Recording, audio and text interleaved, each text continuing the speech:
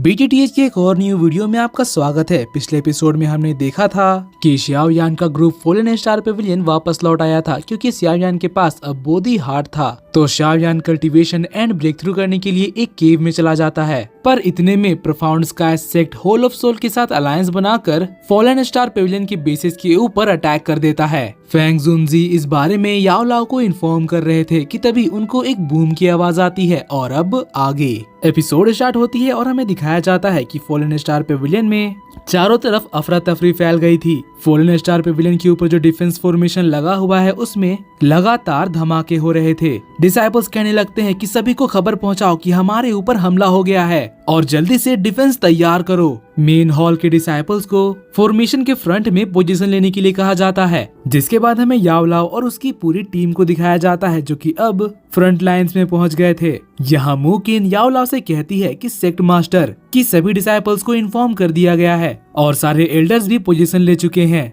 हमारी तैयारी पूरी तरह से हो चुकी है। तो इस पर याओ लाओ कहता है कि वेरी गुड, अब मैं भी देखना चाहता हूँ कि प्रोफाउंड रिवर अलायंस कितना ज्यादा तबाही मचा सकता है। मास्टर याओ लाओ यहाँ पर पूरी तरह से काम थे, वहीं डिसाइपल्स बहुत ही ज्यादा परेशान थे। वो लोग फॉर्मेशन को देखकर कहने लगते हैं कि क्या हमारा फॉलन स्टार पेविलियन फॉर्मेशन टूटने वाला है, क्योंकि उसके ऊपर काफी ज्यादा क्रैक्स आ चुके थे। लेकिन अचानक से ये क्रैक्स बढ़ने के बजाय आपस में हील होने लगते हैं। सब कुछ एकदम से शांत हो गया था। डिसाइपल्स ये देखकर घबरा जाते हैं और पूछने लगते हैं कि आखिर यहाँ पर हो क्या रहा है। याओ लाओ भी इसको देखकर सोच में पड़ जाते हैं कि तभी एक बहुत बड़ा धमाका होता है, जिससे फॉलन स्टार पेविलियन का डिफेंस फॉर्मेशन पूरी तरह से डिस्ट्रॉय हो जाता है और इसके पार्टिकल्स चारों तरफ फैलकर डिसाइपल्स के ऊपर गिर रहे थे। तो ये देखकर फेंग जुनजी सभी एल्डर्स को कहता है कि इस फॉर्मेशन को दोबारा से एक्टिवेट करने में मेरा साथ दो। सभी एल्डर्स ये सुनकर एक साथ मिलकर तुरंत इस फॉर्मेशन को रीएक्टिवेट करने लगते हैं, जिससे फॉलन स्टार पेविलियन का सारा बेस अब पूरी तरह से सुरक्षित हो चुका था।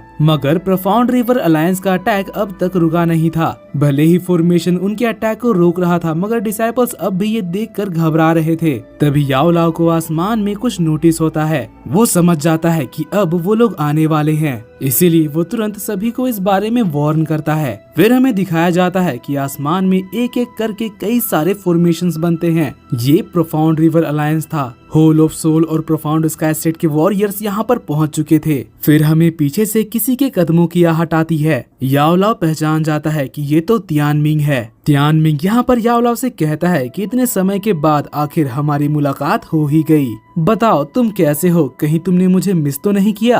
अब इसके जवाब में याओ लाओ कहता है कि जितनी बुरी हालत तुम्हारी पिछले बार थी उससे लगा नहीं था कि तुम जिंदा बचोगे। तो फिर तियानमिंग कहता है कि तुम तो खुद एक सोल के टुकड़े से रिवाइव हुए हो, तो आखिर मैं कैसे मर सकता हूँ। वहीं दूसरी तरफ फेंग जुनजी प्रोफाउंड रिवर अलायंस के सभी लोगों को देखकर कहने लगता है कि डीमन तियानमिंग तो एक हाई लेवल का बानशेंग है और इस बार प्रोफाउंड रिवर अलायंस पूरी तैयारी के साथ आया है। इसके सभी वॉरियर्स काफी ज्यादा पावरफुल हैं। तियानमिंग कहता है कि याओ चैन, तुम्हारा फॉलन स्टार पेविलियन मेरे तियानमिंग सेक्ट के प्लान्स पर लगातार इंटरफियर कर रहा है, जो कि बहुत ही ज्यादा इरिटेटिंग है। मेरे वॉरियर्स को इससे काफी ज्यादा परेशानी हुई है, इसलिए आज मैं खुद तुम लोगों को पूरी तरह से खत्म करने आया हूँ, ताकि इसके बाद दोबारा कोई भी सेंट्रल प्लेन्स में मेरे खिलाफ जाने की हिम्मत ना करे। फॉलन स्टार पेविलियन के डिसाइपल्स ये सुनकर घबरा जाते हैं, मगर याओ लाओ तो इसका जवाब शांति से देता है। वो कहता है कि तुम्हारा प्रोफाउंड रिवर अलायंस में तो सिर्फ एक ही बानशेन है और तुम इतनी बड़ी बड़ी बातें कर रहे हो। मुझे लगा नहीं था कि इतने सालों के बाद तुम्हारा दिमाग भी खराब हो गया होगा। मगर उसकी ये बात सुनकर तो तियानमिंग हंसने लगता है और कहता है कि मुझे अच्छी तरह से पता है कि मेरा प्रोफाउंड रिवर अलायंस अकेले तुम्हारे फॉलन स्टार पेविलियन को नहीं डिस्ट्रॉय कर सकता, मगर ये सोचना तुम्हारी बेवकूफी है कि मैं यहाँ पर अकेले आया हूँ। अगर आज मेरी जीत पूरी तरह से श्योर नहीं होती तो मैं यहाँ आता ही नहीं। याओ चेन, तुम तो बेवकूफ निकले। और इतना कहते ही वो एक पोर्टल को समन करता है और कहता है कि अब तुम दोनों के सामने आने का समय आ चुका है। क्वीन मेड्यूसा उनकी ऑरा से ही समझ जाती है कि ये तो होल ऑफ सोल के लोग हैं। याओ लाओ भी उनको देखकर पहचान जाता है। उनमें से एक है थर्ड तियानजुंग और ये इनिशियल बानशेंग लेवल पर है। वो कहता है कि सेकंड ब्रदर, मैं अपनी कल्टीवेशन लेवल से ब्रेक थ्रू करने ही वाला था, पर तुमने मुझे जबरदस्ती यहाँ पर समन कर लिया। वो भी इस मामूली से फॉरेन स्टार पेविलियन को डिस्ट्रॉय करने के लिए। यहाँ पर उसके दोनों हाथ चेन से बंधे हुए थे, जिसमें से वो एक हाथ आगे करके कहता है कि इन मच्छरों को मसलने के लिए तो मेरा एक हाथ ही काफी है। उसका ये कॉन्फिडेंस देखकर याओ लाओ सीरियस हो जाता है। और यहाँ जो दूसरा बंदा आया था वो भी हाई लेवल बांगशेन में है, इसका नाम गुयू है। वो थर्ड तियानजुंग से कहता है कि तुम चिंता मत करो, आज यहाँ पर न सिर्फ हम फॉरेन स्टार पेविलियन को डिस्ट्रॉय करेंगे बल्कि इनके शियाओयान को भी कैप्चर करेंगे। मगर जैसे ही वो अपनी नजर घुमाकर नीचे देखता है तो उसको शाओयान कहीं नहीं दिख रहा था। वो चिल्लाते हुए पूछता है कि आखिर शाओयान कहाँ गया। तो फिर इसके जवाब में याओ लाओ कहता है कि अच्छा तो वो तुम थे जो कि छुपकर इन 2 सालों में इतनी सारी तबाही मचा रहे थे, मगर मुझे खुशी है कि तुम्हारे अंदर सामने आकर भिड़ने की हिम्मत आखिरकार आ ही गई। तो ये सुनकर गुयू कहता है कि पुराने समय के खातिर शियाओयान को हमारे हवाले कर दो और मैं वादा करता हूँ कि मारने के बाद मैं तुम्हारी लाश को टुकड़ों में नहीं काटूंगा।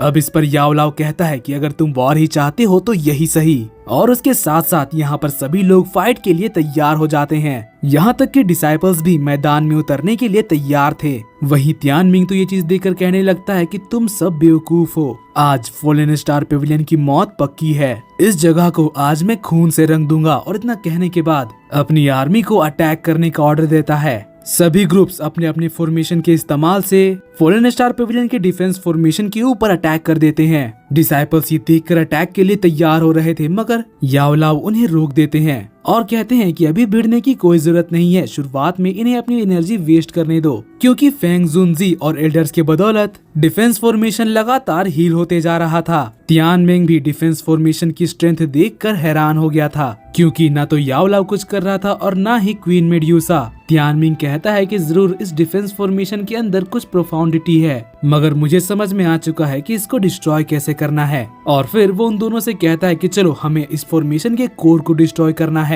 वो तीनों फुल स्पीड में फेंग जुनजी और एल्डर्स की तरफ बढ़ने लगते हैं। याओ लाओ ये देखकर अपनी टीम से कहता है कि हमें उन्हें रोकना होगा और तुरंत उनके पीछे निकल जाता है। तियानमिंग भी ये चीज नोटिस कर लेता है, इसीलिए वो गुयू से कहता है कि इन लोगों को हम दोनों संभालेंगे और थर्ड तियानजुन को कोर को डिस्ट्रॉय करने भेजता है। थर्ड तियानजुन जोर जोर से हंसते हुए कहने लगता है कि आज मैं फॉरेन स्टार पेविलियन की डिफेंस फॉर्मेशन को टेस्ट करूंगा, देखते हैं कि क्या ये सच में उतना ज्यादा पावरफुल है जितना ये लोग कह रहे हैं। और इतना कहते ही अपने लाइटनिंग हैंड फॉर्मेशन को समन करके डिफेंस फॉर्मेशन के ऊपर अटैक कर देता है। इसका इम्पैक्ट बहुत ही ज्यादा खतरनाक था, जिससे एल्डर्स तुरंत नीचे जमीन में गिर जाते हैं और डिफेंस फॉर्मेशन में भी क्रैक्स आने लगे थे। फेंग जुनजी कहता है कि मेरे होते हुए ये नहीं टूटने वाला, मगर इसका धमाका बहुत ही ज्यादा बड़ा था, सभी को इसका इम्पैक्ट महसूस होता है। मेड्यूसा याओ लाओ से कहती है कि हमें इसका कुछ करना होगा, तो याओ लाओ उन सभी को थर्ड तियानजुन को रोकने के लिए भेजता है और कहता है कि मैं अकेले इन दोनों को संभालने के लिए काफी हूँ।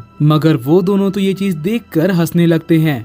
वहीं बात करें याओ लाओ की, तो वो तुरंत एक सोल स्पेस को ओपन करता है, जिसके अंदर तियानमिंग और गुयू फंस जाते हैं। मगर गुयू तो ये चीज देखकर कहने लगता है कि ये एक मामूली से बानशेंग होने के बावजूद भी तुम्हारे अंदर इतनी हिम्मत है कि तुम सोल स्पेस को ओपन कर रहे हो, लगता है कि तुम खुद को बहुत बड़े 30 मार खान समझने लगे हो। और इतना कहते ही वो दोनों तुरंत उड़कर तेजी से याओ लाओ को घेरने लगते हैं। गुयू याओ लाओ से कहता है कि सोल स्पेस तुम्हारी एनर्जी को काफी तेजी से कंज्यूम करेगा, तुम इसे ज्यादा देर तक होल्ड नहीं कर पाओगे, तुम्हारे ये ओवर कॉन्फिडेंस आज तुम्हारी मौत का कारण बनेगा। मगर याओ लाओ को उनकी बातों से फर्क नहीं पड़ता, वो कहता है कि मैं भी देखना चाहता हूँ कि तुम दोनों अब क्या करते हो।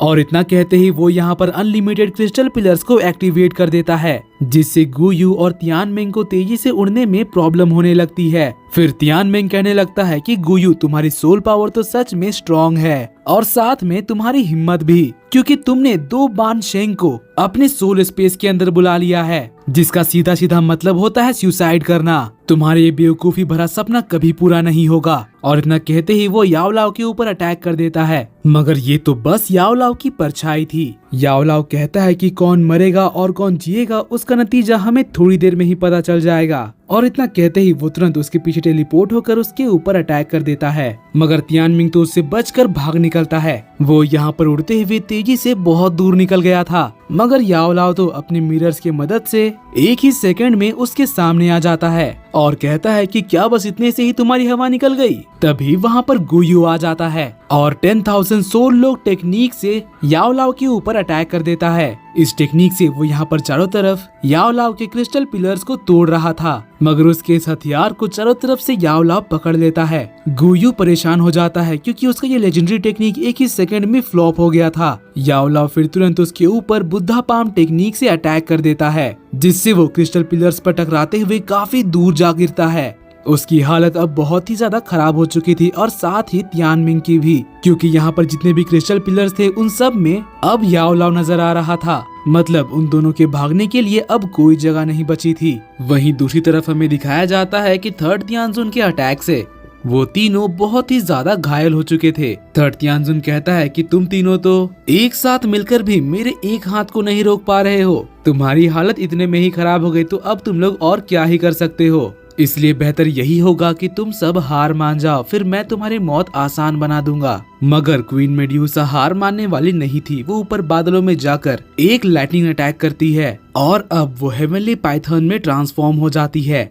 जिसको देखकर थर्ड तियानजुन पूरी तरह से हैरान हो गया था। वहीं लिटिल फेरी डॉक्टर भी क्रिम्सन पॉइजन टेक्निक को एक्टिवेट करती है। उसका ये फॉर्मेशन बहुत ही ज्यादा पावरफुल था। और बात करें किनलिन की तो वो भी एंशिएंट स्काई सरपेंट को समन करती है, और इससे पहले कि थर्ड तियानजुन कुछ सोच पाता वो तीनों उसके ऊपर अटैक कर देते हैं। मेड्यूसा उसको निगलने के लिए बढ़ती है तो थर्ड तियानजुन उसको एक पंच मारकर दूर फेंक देता है और कहता है कि जितना मैंने सोचा था तुम लोग उससे बेहतर निकले। फिर किनलिन मौका देखते ही अपने एंशिएंट स्काई सरपेंट से उसको दबोच लेती है और मेड्यूसा भी उसकी सर पर बैठ जाती है। लिटिल फेरी डॉक्टर कहती है कि आज तुम यहाँ से जिंदा बचकर नहीं जा पाओगे और उसके बॉडी में पॉइजन अटैक कर देती है। थर्ड तियानजुन की हालत खराब होने लगती है तो फिर वो एक बड़ा सा एनर्जी का ब्लास्ट करता है, जिससे वो तीनों दूर हट जाते हैं। और अब थर्ड तियानजुन अपना दूसरा हाथ भी निकाल लेता है। वो हंसते हुए कहने लगता है कि मैंने तुम लोगों को अंडर एस्टिमेट किया, शायद तुमसे निपटने के लिए मेरा एक हाथ काफी नहीं होगा, पर सच कहूँ तो मुझे मजा आ रहा है,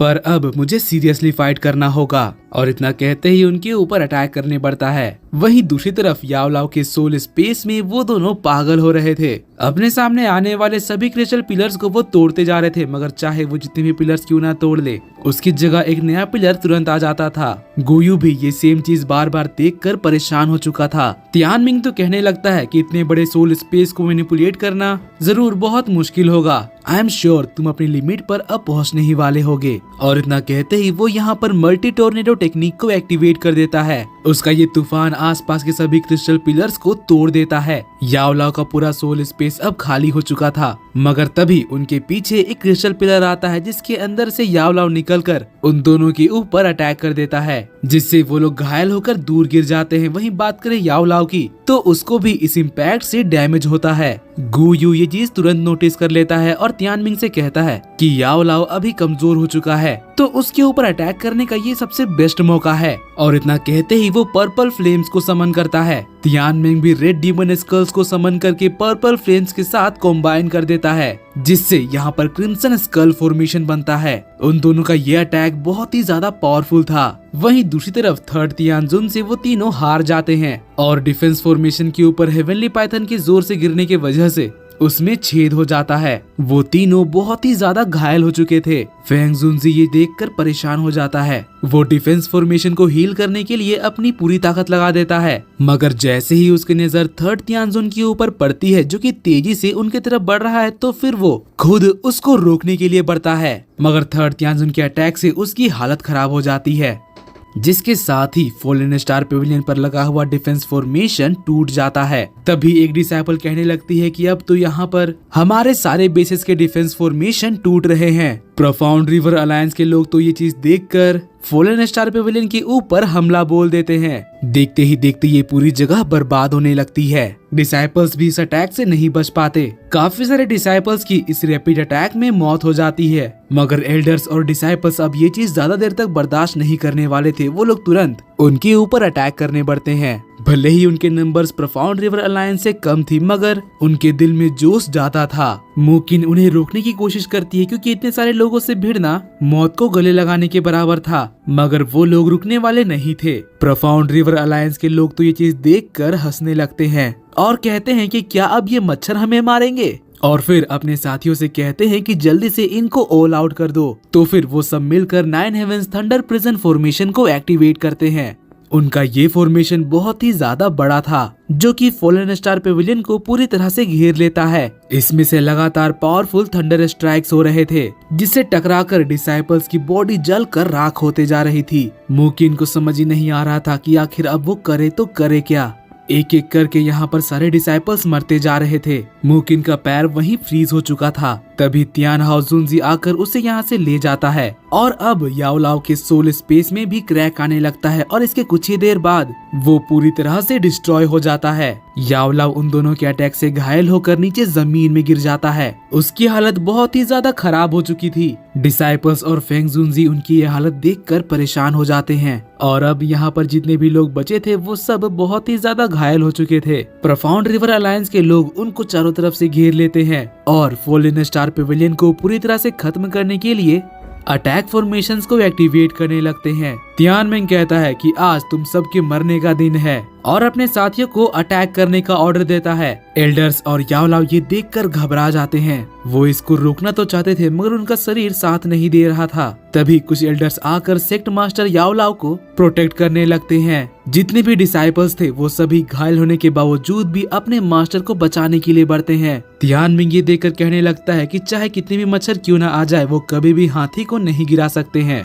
तुम लोगों को एक साथ रहने का ज्यादा शौक है ना, तो एक साथ मरो। डिसाइपल्स जो याओलाओ को बचाने के लिए आगे आए थे उनकी बॉडी देखते ही देखते जलकर राख हो जाती है। याओलाओ भी ये देखकर इमोशनल होने लगता है, मगर उसकी इस हालत पर तियानमेंग जोर जोर से हंस रहा था और कहता है कि प्रोफाउंड रिवर अलायंस के साथ जो भी भिड़ेगा उसका नतीजा यही होगा। मगर तभी एक बूम की आवाज आती है। ऐसा लग रहा था कि रात में सूरज उग गया है और चारों तरफ एक आवाज गूंजने लगती है। वो आवाज कह रही थी कि आज मेरे सेक्ट से कोई भी नहीं मरेगा। गुयू कहने लगता है कि अचानक यहाँ पर ये क्या हो रहा है, लेकिन उसको समझ में आ जाता है कि ये और कोई नहीं बल्कि शाओयान है। ये कोई बड़ा सा सूरज नहीं था बल्कि शाओयान की एनर्जी थी। शाओयान के ऑरा से ही यहाँ पर डार्क मैजिक मिटने लगता है।